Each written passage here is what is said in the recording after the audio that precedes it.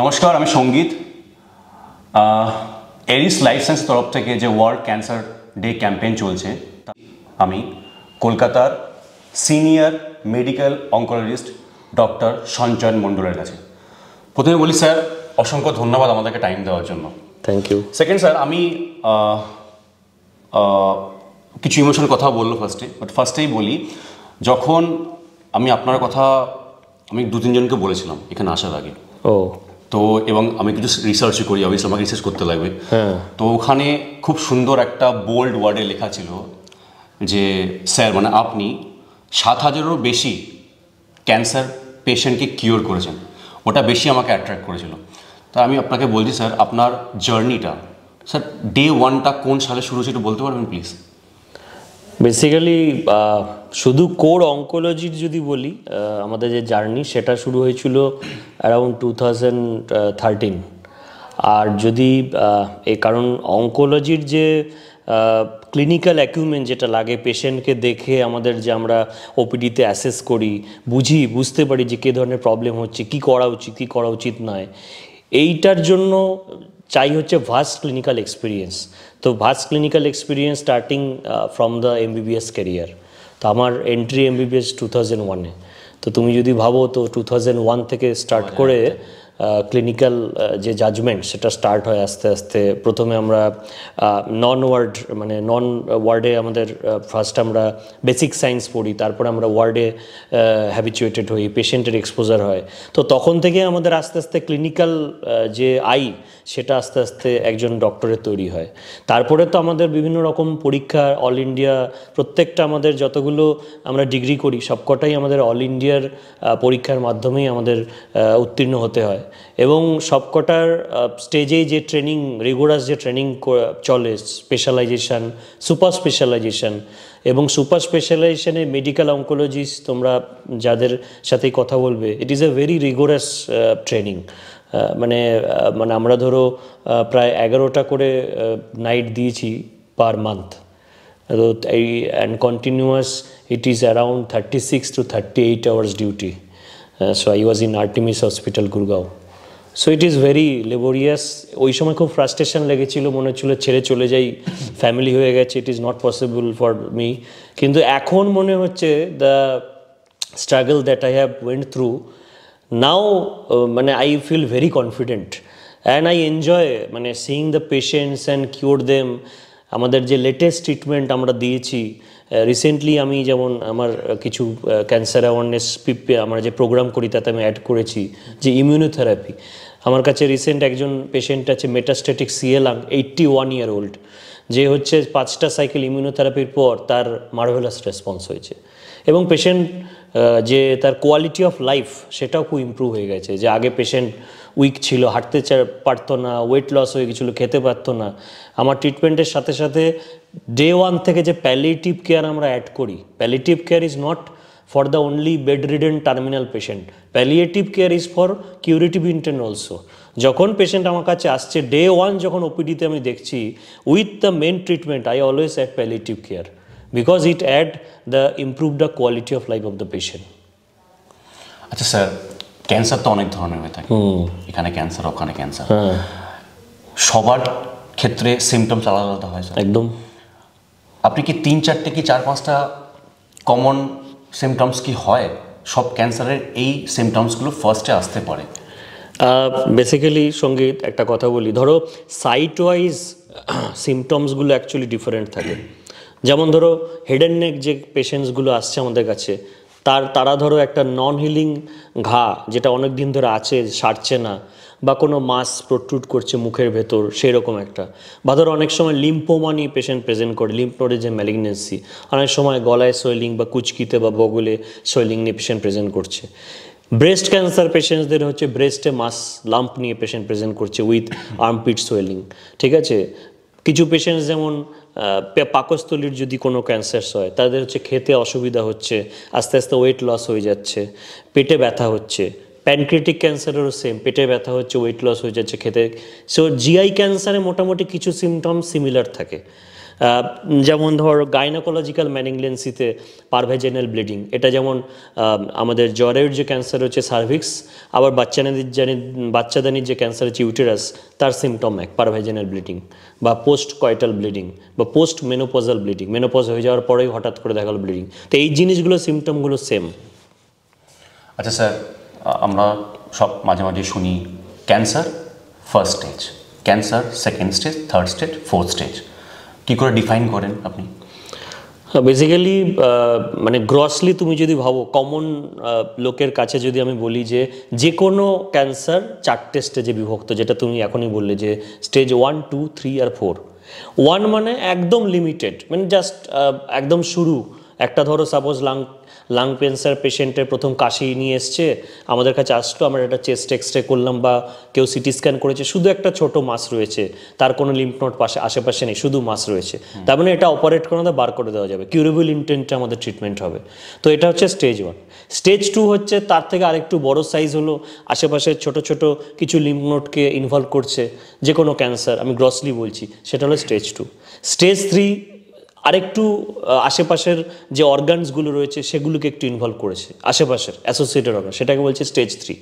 আর stage 4 মানে হচ্ছে যেটা প্রাইমারি সাইট থেকে ছড়িয়ে শরীরের অন্য প্রান্তে চলে গেছে। লাইক সাপোজ লাং ক্যান্সার পেশেন্টদের টিউমারটা ধরো বোনসে চলে গেছে, বোন মেটস হয়ে গেছে, ব্রেনে চলে গেছে, ব্রেন মেটস হয়ে গেছে, লিভারে চলে গেছে, লিভার মেটস হয়ে, তখন that is incurable stage, it is called stage 4। And for that reason our intent will be palliative, not curative.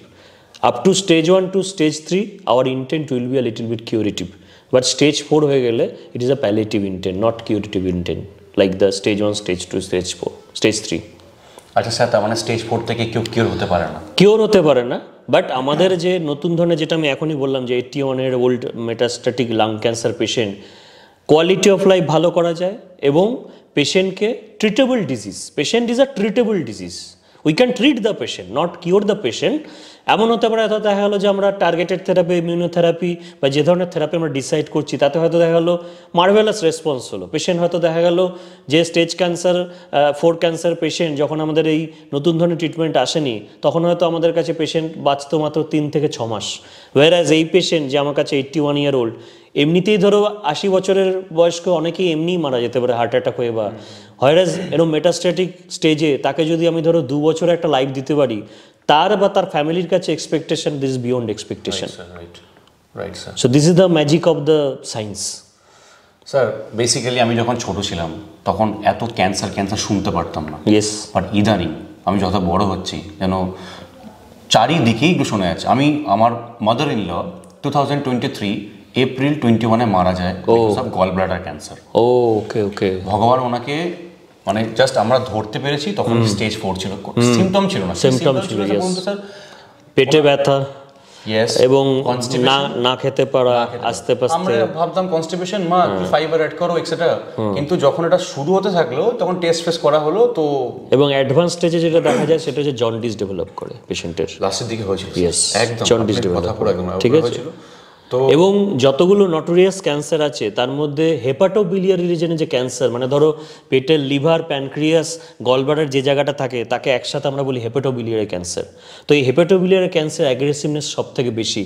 তার লিডিং এক্সাম্পল হচ্ছে স্টিভ জবস, যে অ্যাপেলের যে মানে তোমার ফাউন্ডার, তার তো পয়সার আর অভাব ছিল না, অথচ he died from pancreatic cancer.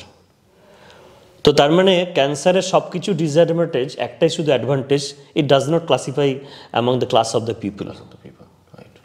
তো কত সেলিব্রিটির কত ধরনের ক্যান্সার্স রয়েছে, রাইট? তো সেই জন্য আমাদের এই যে গলব্লাডার ক্যান্সার বললে, আমরা যখন দিল্লিতে আমার যখন ট্রেনিং ছিল তখন আমরা ইন্টারন্যাশনাল কিছু ক্লিনিক্যাল ট্রায়ালের ইনভেস্টিগেটর ছিলাম, এবং তাতে ইমিউনোথেরাপি, কেমোথেরাপির কম্বিনেশন নতুন ধরনের ড্রাগস আমাদের এখন অ্যাভেলেবেল আছে 2022-তে, immunotherapy chemotherapy combination in this cholangiocarcinoma বা গলব্লাডার ক্যান্সার, যেটাতে দেখা গেছে পেশেন্টের সার্ভাইভাল বাড়ছে যদি গুড রেসপন্স হয়। তাহলে আপনি কি বলবেন স্যার, এত ক্যান্সার এটা লাইফস্টাইল না পলিউশন? ইয়া, প্রথম কথা বলবো, তুমি যেটা বললে ছোটোবেলায়, মানে আজ থেকে ধরো 20 বছর আগে আমাদের সায়েন্সের ডেভেলপমেন্ট হয়নি। আজকে 20 বছর বাদে তুমি পেট সিটি স্ক্যান রয়েছে, এক একটা ক্যান্সার অনুযায়ী আমাদের স্ক্যান ডিফারেন্ট হয়ে গেছে, তার মানে we are now day by day improving by science. এই জন্যই আমাদের ক্যান্সারটা অনেক বেশি ধরা পড়ছে। আমাদের সিটি স্ক্যান যখন ছিল না, শুধু এক্সরের ওপর বেস করে অনেকেই মিস করে যেত, অনেকেই টিউবারকুলোসিস বলে। আমার কাছে অনেক পেশেন্টস রয়েছে যারা 6 মাস আগে শুধু টিবির ওষুধ খেয়ে চলে এসছে, যখন আমি ফুল বডি স্ক্যান করলাম দেখলেন ইজ স্টেজ 4 ক্যান্সার। তাহলে যখন 6 মাস আগে পেশেন্টের কাশির সাথে রক্ত পড়া শুরু হয়েছিল, সে যদি আমার এই অ্যাওয়ারনেস যে আমরা ভিডিওগুলো ক্যাম্পেনিংগুলো করি সেগুলো জেনে সে যদি 6 মাস আগে আমাদের কাছে আসতো, তাহলে হয়তো it was little bit early stage and stage 4।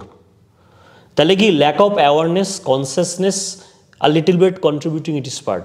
Number 2, improvement is science. যে সায়েন্স ইম্প্রুভমেন্ট করে আজকে আমাদের টেকনোলজিক্যালি ইম্প্রুভমেন্ট হয়েছে, ব্লাড টেস্ট করে আমরা অনেকে জানতে পারছি, ইমেজিং স্টাডি করে অনেকে জানতে পারছি, সেটা আজকে 20 years back, decade ago we have not that type of facilities over there. Number 3 হচ্ছে যে আমাদের ট্রিটমেন্ট। সাধারণ ধরো কেমোথেরাপির নাম সবাই জেনেছে, সবাই কারোর না কোনো ফ্যামিলিতে তো কেমোথেরাপির নামটা শুনেছে।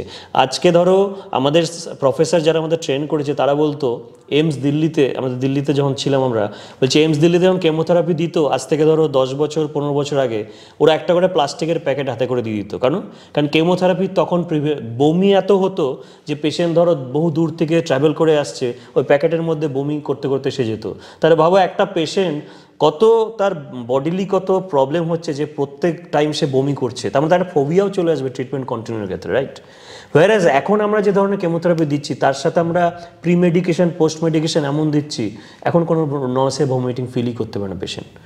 তাহলে এটা কি, দিস ইজ দ্য সায়েন্সের আপলিপমেন্টের জন্য নতুন যে মেডিকেশনস আমাদের আবিষ্কার হয়েছে সেইগুলোর জন্য আমরা এই ধরনের সিমটমসগুলোকে আমরা এখন ডিলিট করতে পেরেছি অনেক কিছু। তার মানে আপনি বলছেন ক্যান্সার আগেও ছিল, ক্যান্সার এখনো আছে, একদম সায়েন্সের পোরের জন্য আমরা সেটা ধরতে পারিনি। একদম। আরেকটা জিনিস যেটা বলবো, হয়তো আমাদের যে ফুড হ্যাবিট, লাইফস্টাইল, যেটা তুমি বলছিলে পলিউশন, ডেফিনেটলি সেটা একটা কন্ট্রিবিউট করছে।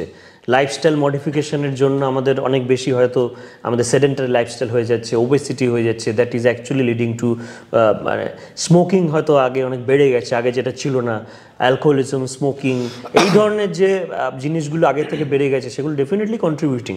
কিন্তু অকুপেশনাল হ্যাজার্ড, সাপোজ যে লেবারটা আজকে অ্যাসবেস্টাস ইন্ডাস্ট্রিতে কাজ করছে, সে তার হয়তো ফোরফাদারও ওই অ্যাসবেস্টাস ইন্ডাস্ট্রিতেই কাজ করছে, তো those who are working in this type of occupational hazards like any painting industry, asbestos industry, wood industry, they have a propensity to develop cancer, lung cancer. তো যারা ধর ইন্ডাস্ট্রিতে কাজ করছে, কেমিক্যাল ফ্যাক্টরিতে কাজ করছে, আমার তো মনে হয় তাদের প্রত্যেক বছর একটা স্ক্রিনিং প্রোগ্রাম মাস্ট করা উচিত, যাতে আমরা we can detect them, screen them better, very early stage. এটা আমরা নতুন জানতে পারলাম। আচ্ছা স্যার, আপনি স্মোকিং কে বললেন। ইয়েস। আমি খুব একটা মিডিয়া হোক এগুলো খুব একটা বিলিভ করি না, বিকজ ওরা যা দেখাতে চায় তাই আমরা দেখতে পাই, আসল জিনিসগুলো অন্য কিছু হয়। আমি বলতে চাইছি 2 দিন আগেই স্যার আমি টিভিতে অ্যান্ড ফেসবুকে একটা পোস্ট দেখেছি যে যারা ধূমপান করছে না তাদের মধ্যে ইদানিং ক্যান্সার বেশি হচ্ছে, আর যারা করছে তুলনা কম্পারেটিভ তাদের হচ্ছে না। আচ্ছা, ওটা বলছে। এবার এইসব যে উল্টাপাল্টা জিনিসগুলো আমাদের মধ্যে আসছে, যদি প্লিজ আপনি একটুখানি ক্লিয়ার করে দেন। আমি চাই, আমি অন ক্যামেরাই বলছি, তো এইটা আমি তুলে ধরবো। দেখো কয়েকটা জিনিস বলি, স্মোকিংয়ের কয়েকটা ডেফিনেশন আছে। একটাকে বলে অ্যাক্টিভ স্মোকিং, একটা বলে প্যাসিভ স্মোকিং, একটা হচ্ছে টার্সিয়ারি স্মোকিং। নতুন টার্সিয়ারি স্মোকিং বলছি জিনিসগুলো। Okay sir. তো আমার মতন এক্সপ্লেনেশন হয়তো আর অন্যরকম অন্যভাবে দেবে, আমি অন্যরকমভাবে এক্সপ্লেনেশন দিই। তো প্রাইমারি স্মোকিং, তুমি আমার পাশে বসে আছো, তুমি স্মোক করছো, so you are active smoker. আমি স্মোক করছি না, তোমার সাথে গল্প করছি, but I am getting the smoke from you, so I am passive smoker. এবার তুমি যখন বাড়ি থেকে চলে যাচ্ছ, you are using my towels, you are using my door handles to open the door, right? তো এখন বলছে টার্সিয়ারি স্মোকিং হচ্ছে সেইটা। তো তুমি যে হেভি স্মোকার, তুই যখন আমার টাওয়েল ইউজ করছো, আমি সেই টাওয়েল ইউজ করছি, বা ডোর হ্যান্ডেল ইউজ করছি, বা আলমিরা যখন খুলছো সেম ডোর ইউজ করছি, আমিও হাত লাগছি, তারপর সেটা নাকে ঘষছি রেসপিরেটরি ট্র্যাক দিয়ে। এই যে প্যাসিভ থেকে আরেকটা নতুনভাবে স্মোকিংয়ের আমরা ট্রান্সফরমেশন হচ্ছে, সেটাকে বলছে টার্সিয়ারি স্মোকিং। সেটা তো বাচ্চা হতে পারে, হয়তো বাবা মা স্মোক করছে, বাচ্চাটা হয়তো দূরে গিয়ে তারা দরজা আটকাচ্ছে, সে বাচ্চা হয়তো টাচ করছে, যে টাওয়েল বা ক্লোদিংস বাবা মা পড়ছে বাচ্চাও সেটা ইউজ করছে, তাহলে সে হচ্ছে টারশিয়ারি স্মোকার। তো বুঝতে পারছো পার্থক্য। আরেকটা জিনিস বলি, এই যে তুমি বললে যারা স্মোকিং করছে কিছুটা থাকবে লাকের ওপর, ঠিক আছে? ধরো একটা লোক প্রচুর স্মোক করেছে, তার হয়তো সারা জীবনে 80 বছর বয়সে শুধু হার্ট অ্যাটাক হলো, আর কিছু হলো না। অথচ যার ধরো হচ্ছে না, ধরো আমরা এখন যেমন বলছি biopsy is very mandatory, we don't do treatment on FNAC, যেটা আজকে 20 বছর আগে শুধু এফএনএসি করে অনেক ডক্টররা বা ক্যান্সার স্পেশালিস্টরা ট্রিটমেন্ট করতো। আমরা বায়োপসির উপর ডিপেন্ডেন্ট। কারণ বায়োপসিতে আমরা স্পেসিফিক হিস্টোলজিটা জানতে পারি। যেমন ক্যান্সারের একটা স্পেশাল হিস্টোলজি অ্যাডিনোকার্সিনোমা। অ্যাডিনোকার্সিনোমা কাদের কমন হয়? ফিমেলদের হয়, এশিয়ান, 40s, নন স্মোকার। এদের এই 4টে ক্রাইটেরিয়ার ক্ষেত্রে adenocarcinoma most common, non smoker, female, Asian পপুলেশনে। সেটা কি cancer? It is a special type of lung cancer, adenocarcinoma. কিন্তু অ্যাডিনোকার্সিনোমা যারা স্মোক করছে তাদেরও হতে পারে, কম হয়। জেনারেলি যারা স্মোক করে তাদের অন্য টাইপ অফ ক্যান্সার হয়, যেটাকে বলে স্কোয়ামাস সেল কার্সিনোমা। তো ধরো নন স্মোকার যারা, তারাও কিন্তু ডেভেলপ করছে তাহলে অ্যাডিনোকার্সিনোমা। তো এটা তো কি বলবো, 1/4 লাখ। আর যেটা বলছি যে নন স্মোকারের ক্ষেত্রেও দেখা যাচ্ছে স্মোকিং যদি স্টপ করে দাও তাহলে কি কমার চান্স আছে? ধরো প্যাসিভ স্মোকার, তাদের দেখছে যদি তোমার 5 বছর হলো তোমার যদি ডিপ্রাইভ থাকো স্মোকিং থেকে, তাহলে 50 to 60% চান্স কমে যায় যারা প্যাসিভ স্মোক করছে। তো এটা ইম্পর্ট্যান্ট একটা। স্যার, কোনো ডুজ কি ডোন্টস আপনি বলতে পারবেন? আছে আদৌ কি হয় এটা থেকে বাঁচার জন্য, ক্যান্সার থেকে বা মরণ রোগ থেকে বাঁচার জন্য? দেখো, সব ক্যান্সারই কিছু না কিছু রিস্ক ফ্যাক্টরস থাকে। তো ডোন্টস বলতে to avoid the risk factors, যেমন ওবেসিটি হয়ে গেল, alcohol consumption, smoking having habit, sedentary lifestyle, তারপর ধরো তোমার হচ্ছে occupational hazards to get screened, pollution avoid করা। কিছু আছে মডিফায়েবল রিস্ক ফ্যাক্টরস, কিছু আছে non modifiable risk factors. Modifiable মানে তুমি চেষ্টা করে সেটা চেঞ্জ করতে পারবে, নন মডিফায়েবল তোমার হাতে নেই। যেমন এজ যত বাড়বে ক্যান্সারের প্রিপন্ডারেন্স তত বাড়তে থাকে, তো you cannot control your age. Number 2 হচ্ছে genetic factor. Suppose Angelina Jolie BRCA1/BRCA2 mutation positive, সেই জন্য being a famous actress she remove her both breast to get from relief from the development of the breast cancer.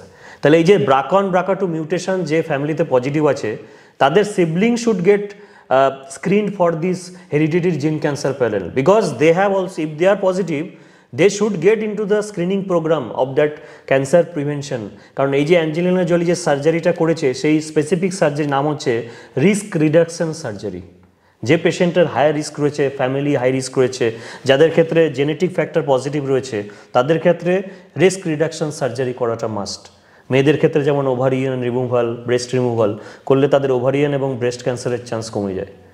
তো cancer genetics অনুযায়ী হতে পারে? হ্যাঁ, it is non modifiable, you cannot change your genetics, that is you got from your নানা পাপা দাদা, from descendants. এটা chances থাকে, আবার নাও হতে পারে, তাই? নাও হতে পারে।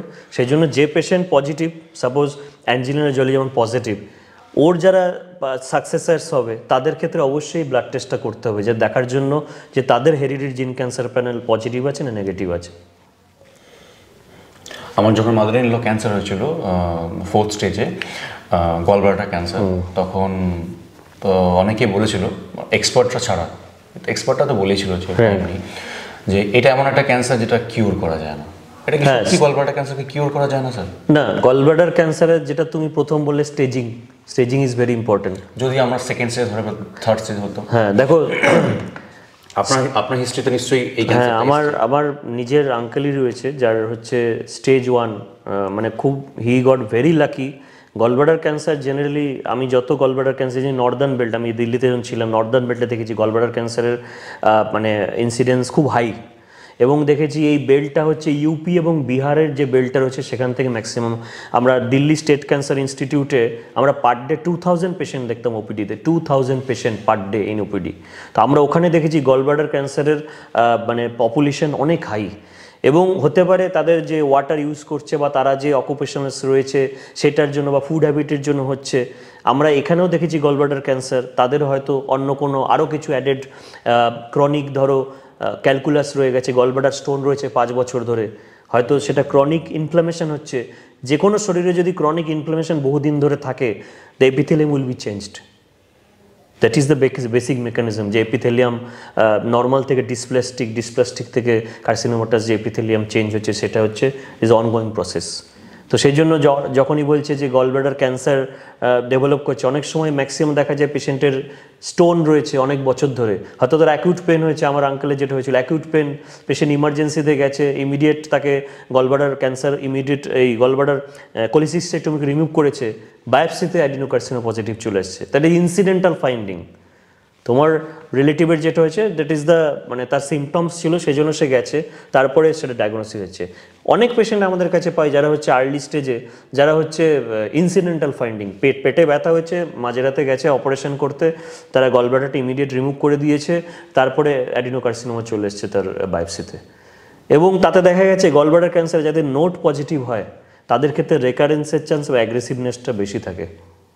তো এগুলো ডিফারেন্ট ফ্যাক্টরস ডিপেন্ড করে যখন পেশেন্টের আমরা ট্রিটমেন্ট করি, যে ধরো আর্লি স্টেজ এসছে কিন্তু তার কত রেকারেন্স চান্স আছে, সেটা আমাকে ওই টাইমে বসে ডিসাইড করতে হবে যে ফার্দার তাকে প্রিভেনশন করার জন্য আমরা আর কি থেরাপি দিতে পারি, যাতে আমরা how to prevent the recurrence. Sir, ক্যান্সারের ক্ষেত্রে কিছু মিথ আছে খুবই, আমাদের এখন 2025-এ শহরের দিকে এগুলো মিথগুলো চলে না, বাট একটু ভেতরের দিকে এইসব মিথগুলো চলে, যে ক্যান্সার যখনই হচ্ছে তাকে একদম সাইড করে দেয় একেবারে, তার সঙ্গে বিহেভিয়ার খারাপ, একদম ভাবে যেন ছুলেই কিছু হয়ে যাবে। একদম একদম ক্যান্সার তো ছোঁয়াচে নয়। না না না, এই মিথগুলো বাস্ট করা ভেরি ইম্পর্টেন্ট, বিকজ প্রথম যে মিথ সেটা হচ্ছে সাউথ ইন্ডিয়া ইজ বেটার দেন বেঙ্গল। এটা হচ্ছে প্রথম myth. More than 70% people go to South India or Mumbai to get best treatment. And I have seen so many patients, অনেক দালাল চক্র আছে যারা গরিব মানুষকে গ্রাম থেকে বলি ভালি নিয়ে চলে যাচ্ছে, এবং they lost everything, 10 to 15 lakhs rupees they have, suppose তাদের যে বসত জমি জমা ছিল সব বিক্রি করে তারা ওখানে ট্রিটমেন্টে গেছে। কিন্তু এইটা তাদের কেউ বোঝায়নি যে cancer is not a 7 days game, it will continue for long. ওরা ভাবছে যে it is a just normal surgery, 10 lakh টাকা খরচা করলাম কিউর হয়ে বেরিয়ে, নাও, দ্যাট ইজ নট। তারপরে যখন তারা আমাদের কাছে আসছে, they have lost already their money, they have already sold out their land, now they are in their just on road, now they are helpless, now they came to us আর help us. So that is the pathetic situation. সেই জন্য আমি সবসময় বলবো, তোমাদের এতে advice করবো যে please come to us first. মানে we are the highly trained doctors, we have been expose to all ultra modern, we have been practising according to international guideline. আমাদের অঙ্কোলজির প্র্যাকটিস কেউ ইন্ডিভিজুয়ালি করতে পারে না, জিপি প্র্যাকটিস নয় এটা। We have to follow international standard guideline and standard trial protocol. তার জন্য আমরা সেম স্ট্যান্ডার্ড, ইউএসএ বসেও একজন মেডিকেল অঙ্কোলজিস্ট যে ট্রিটমেন্ট করবে, আজকে আমি এখানে সেই ডিসিশনই নেব, because we are following the same guideline, same trial we are following. তো এই ধরনের একটা ভাবনা ভুল, প্রথম মিথ, যে সাউথ ইন্ডিয়া চলে গেলে আমি কিওর হয়ে যাবো আর এখানকার ডাক্তার কিছু জানে না। নাম্বার 2 হচ্ছে যেটা হচ্ছে যে ক্যান্সার হলে ইনফেকশাস ডিজিজ, একদম ভুল কথা এটা। ক্যান্সার পেশেন্টদের নিজেরই ইমিউনিটি অনেক পোর হয়, তাদেরই চান্স থাকে বাইরে বাড়ির আশেপাশে লোকজন থেকে ইনফেকশন ইনফিল্ট্রেট হওয়ার, নট দ্যাট ভাইসে ভার্সা। ঠিক আছে, আমি এমন দিল্লিতে দেখেছি পেশেন্টের head and neck patient advance stage, যাদের হয়তো ম্যাগট ফর্ম হয়ে গেছে, স্মেল বেরোচ্ছে, তাকে ঘরে লক করে দিয়ে খাটের মানে ডোরের তলা দিয়ে থালা ঢুকিয়ে দিচ্ছে, মানে এইরকম পশুর মতন তার সাথে আচরণ করছে। তো এটা কি, এটা একটা মিথ, বাজে ধারণা। তাদের হয়তো গ্রামের সোসাইটির লোক তাকে বলছে যে এই ক্যান্সার আছে, বাড়িতে যাবে না। That is that social taboo, nothing more than that. তো আমাদের অ্যাওয়ারনেসের এইটাই টার্গেট, যে যাতে এই ট্যাবুগুলো ভাগে, মিথগুলো যাতে আমরা ব্রেক করতে পারি। অনেক বলে চিনি খেলে ক্যান্সার হবে, চিনি খেলে ক্যান্সারের সেল গ্রো করে যাবে। আরে সব সেল গ্রো করতেই গ্লুকোজ লাগে। ক্যান্সার হচ্ছে প্যারাসাইট, তুমি খাও কি না খাও, ক্যান্সার হচ্ছে তোমার বডি থেকে নিউট্রিশন নিয়ে এসে মোটা হবেই। এর জন্যই cancer is a catabolic state, যে জন্যই ক্যান্সারের পেশেন্ট বেশি দিন হলে ফেটিক হয়ে যায়, খেতে পারে না, খাবার ইচ্ছে হয় না, কিন্তু ক্যান্সারের সেল কিন্তু বেড়ে যাচ্ছে খেয়ে, সে তুমি গ্লুকোজ খাও কি না খাও। সেজন্য এইটা মিথ যে চিনি খেলেই আমার ক্যান্সার বেড়ে যাবে, ক্যান্সারের সেল গ্রো করবে, এটা ভুল ভাবনা। ওকে, আচ্ছা স্যার, একটা অন্য ধরনের প্রশ্ন করছি, এক্সপিরিয়েন্স থেকে বলছি।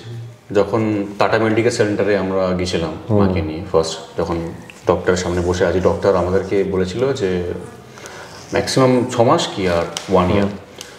ওই ডক্টরের জায়গায় আমি আপনাকে বসালাম, আপনি এরকম অনেক কাউকে বলেছেন স্যার, ফার্স্ট যেদিনকে আপনি বলেছেন কাউকে কথা, আপনি একটু শেয়ার করতে পারবেন? জীবনে প্রথমবার আপনার মুখ থেকে এরকম কথা বেরিয়েছে, মানে breaking the bad news. Basically আমি যখন আমি কলকাতায় 2022-এ এসেছি দিল্লি থেকে, তো তখন আমার যে পেশেন্ট ছিল, আমি যতদূর মনে করতে পারছি ফিমেল পেশেন্ট ছিল। এবং আমি একটা জিনিস মনে করি, ধরো একটা পেশেন্টের যদি, কারণ আমার যে প্র্যাকটিস, আমার ফার্স্ট প্র্যাকটিসে প্রোটোকল হচ্ছে পেশেন্টকে সাপোর্টিভ কেয়ার দিয়ে পেশেন্টের কোয়ালিটি অফ লাইফটাকে ইমপ্রুভ করা, নেক্সট স্টেপে ট্রিটমেন্ট করা। আমি প্রথমে কখনো ফার্স্ট স্টেপে ট্রিটমেন্ট করি না, কারণ আমি জানি যে পেশেন্ট যে আসছে, ক্যান্সার পেশেন্ট, অলরেডি সে সাফার করেছে 6 to 7 months। আমাদের ধরো অ্যাওয়ারনেস আমেরিকার মতন হাই নয় যে আমরা সঙ্গে সঙ্গে কিছু লাম্প হলো দৌড়ে অঙ্কোলজিস্টের কাছে আসছি। আমাদের প্রথমে গলায় ফুলছে, সে প্রথম তার লোকাল যে কোয়াক প্র্যাকটিশনার তাদের কাছে যাচ্ছে, তারা কিছু বুঝতে না পারলে তাদের জেনারেল প্র্যাকটিশনারকে রেফার করছে, তারা করছে মেডিসিনের ডক্টরকে, মেডিসিনের ডক্টর কিছু টিবির ওষুধ দিচ্ছে বা কিছু হয়তো অ্যান্টিবায়োটিক দিচ্ছে, সে তারপর সার্জেনকে রেফার করছে।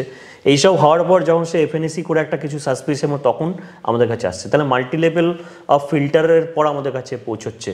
তো সেই জন্য আমার মনে হয় তখন পেশেন্ট ইজ অলরেডি উইক। তো আমাদের ইমিউন সিস্টেমটাকে স্ট্রং করার জন্য তাকে সাপোর্টিভ কেয়ার দেওয়া উচিত। পেশেন্ট, আমি কখনো এক্সপেক্ট করবো না যে পেশেন্ট আমার কাছে দারাসিং হয়ে ফিট হয়ে চলে আসবে। আমি সবসময় এক্সপেক্ট করবো পেশেন্ট উইক হয়েই আসবে আমার কাছে, কারণ ইট ইজ এক্সপেক্টেড। এবং আমার যে ডিউটি সেটা হচ্ছে তাকে, তার ফ্যামিলি মেম্বারকে প্রথম কাউন্সেলিং করা, ডায়াগনোসিস, স্টেজ, ট্রিটমেন্ট অপশন, সার্ভাইভালটা একটা গ্রস বলে দেওয়া। তারপরের কাজটাই হচ্ছে তাকে কিন্তু সিমটোমেটিক্যালি রিলিফ দেওয়া। প্রচুর পেশেন্ট আছে যেমন মেটাস্ট্যাটিক সিএ প্রস্টেট, যে প্রথম প্রেজেন্টেশন বোন পেন নিয়ে আসে, কারণ প্রস্টেটের কার্সিনোমা প্রথম ছড়ায় বোনে, হাড়ে ব্যথা নিয়ে আসছে। প্রথম অর্থোপেডিক্সে গেছে, নিউরো মেডিসিনের কাছে গেছে, 6-7 মাস ধরে ঘুরছে, তারপরে সে হচ্ছে আমাদের কাছে আসছে। তো সিভিয়ার পেন, মারাত্মক পেন, হয়তো তো লাস্ট অপশন যে মরফিন, সেই লেভেল আইভি মরফিন দিয়ে তাকে পেন কন্ট্রোল করতে হচ্ছে। তো সেই জন্য symptomatic relief is very important, both for the patient, for the family also. কারণ সাইকোলজিক্যালি মোটিভেটেড হবে পেশেন্ট যদি তো সিমটোমেটিক্যালি বেটার হয়। It is natural. তুমি সিক হয়ে যখন বিছানায় পড়ে আছো, জ্বর হয়েছে, আর তুমি 2 দিন পরে যখন ফিট হয়ে যাচ্ছ, you will feeling a difference between the 2 days back and now. So that is same for the stage 4 or terminal patient or advanced stage of cancer. This is my protocol. Right, sir. Sir, আপনি যার ফ্যামিলিতে cancer আছে সে তো অনেক কষ্ট পাচ্ছেই, family যারা বাকি আছে না তারা ওদের থেকে বেশি আমার ফিল করি যে ওরা একদম একসঙ্গে হলো। তো সেক্ষেত্রে আমরা যেমন মিথ অর্ডার বার্স্ট করলাম যে এটা ছোঁয়াচের নয়, এই নয়, সেন এভরিথিং, তো আপনি নিশ্চয়ই ফ্যামিলিকেও কিছু সাপোর্ট দেওয়ার জন্য কিছু বলেন। সেই সময় হয়তো আমরা পাইনি, আমি তো পাইনি স্যার, কারণ যদি এরকম যদি কোনো স্পিচ পেতাম আমি সেই সময় হয়তো আমরা একটু বেশি মোটিভেট ফিল করতাম।